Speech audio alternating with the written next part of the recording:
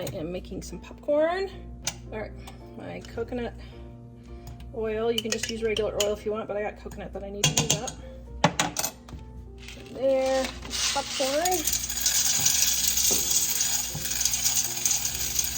So there's a little tip. So you know how much popcorn to put in? Usually, whatever size pan, if you just put one layer, that fills up your pan.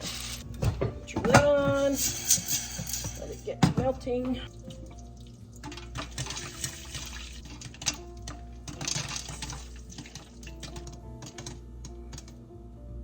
Okay, just wait till it stops popping.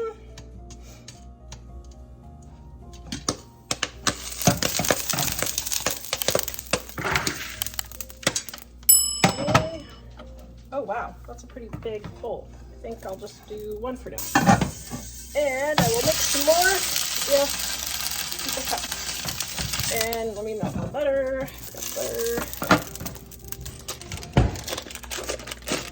All right, How to Make Homemade Popcorn Dining on a Dime, Cookbook Volume 1, page 408, right there, with all of the different variations on these 2 pages and the seasonings.